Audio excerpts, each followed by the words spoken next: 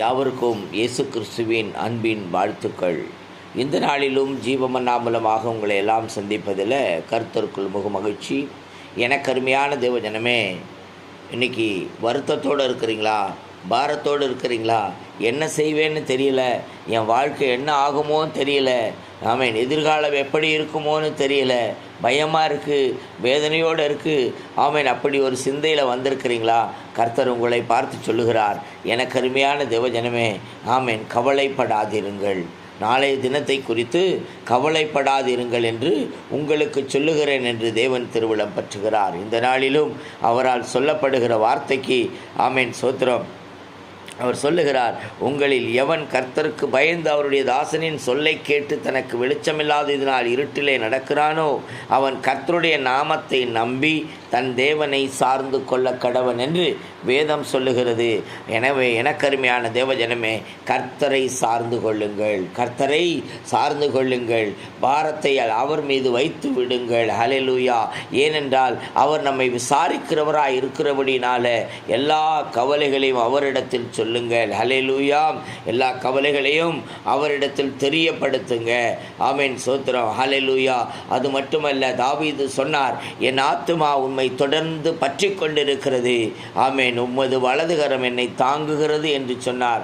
எனக்கு அருமையான தேவஜனமே, ஆமென், தொடர்ந்து ஆண்டவரை பற்றி கொள்ளுங்கள், மனிதரை அல்ல. ஆமென், ஸ்தோத்திரம். ஹல்லேலூயா. ஆண்டவரை சார்ந்து கொண்டு ஆண்டவரோடு கூட நீங்கள் ஆண்டவரை பற்றி கொண்டிருங்கள். கர்த்தர் உங்களை ஆமென் ஸ்தோத்திரம் ஒருபோதும் தள்ளாட விட்டார். ஹல்லேலூயா. ஏனென்றால் வேதம் சொல்லுகிறது, வருத்தப்பட்டு பாரம் சுமக்கிறவர்களே எல்லாரும் என்னிடத்தில் வாருங்கள், இளைப்பாறுதல் தருவேன் என்று சொன்னார். ஹல்லேலூயா. எனக்கு அருமையான தேவஜனமே, அவர் இளைப்பாறுதல் நமக்கு கொடுக்கிறவராயிருக்கிறார். ஹல்லேலூயா. ஆமென், கொடுக்கிற. அது மட்டுமல்ல, அவர் நமக்கு கண்மலையாயிருக்கிறார், நமக்கு அடைக்கலமாயிருக்கிறார், நமக்கு ரட்சிப்பாயிருக்கிறார், நமக்கு கேடகமாயிருக்கிறார். ஹல்லேலூயா. ஒருபோது நம்மை தள்ளாட விடுகிற தேவன் அல்ல. ஹல்லேலூயா. ஆமென், ஸ்தோத்திரம். எதை குறித்தும் கவலைப்படாதீர்கள். எண்ணத்தை உண்போம், எண்ணத்தை குடிப்போம் என்று கவலையோடு இருப்பீர்களானால், ஆமென், எதை குறித்தும் சிந்தியாமல் அவர் சொல்லுகிறார். என்ன சொன்னார்? ஆமென், ஸ்தோத்திரம். இதுவரைக்கும் நீ தனியாக உன் வழியில் சுற்றி இருந்திருக்கலாம், ஆனால் இன்னைக்கு ஆண்டவர் உங்களுக்கு சொல்லுகிறார், ஆமென், ஸ்தோத்திரம், உன் வழியை கர்த்தருக்கு ஒப்புவித்து அவர் மேல் நம்பிக்கையாயிரு, அவரே காரியங்களை வாய்க்க பண்ணுவார். என கருமையான தேவஜனமே, நமக்கு காரியத்தை வாய்க்க பண்ணுகிறவர் நம்மோடு கூட இருக்கிறார். நாமெல்லாம் பாக்கியவான்கள்.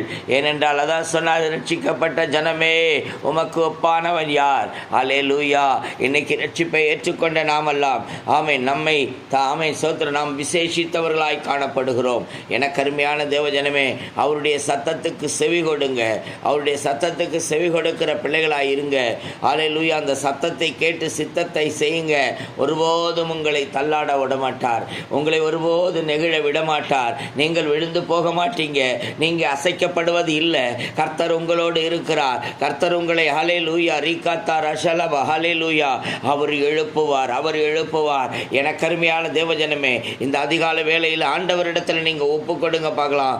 தேவனிடத்தில் ஒப்பு கொடுங்க. அப்பா, நான் உம்முடைய மகன் வந்திருக்கிறேன்ப்பான்னு சொல்லி உரிமையோடு சொல்லுங்க.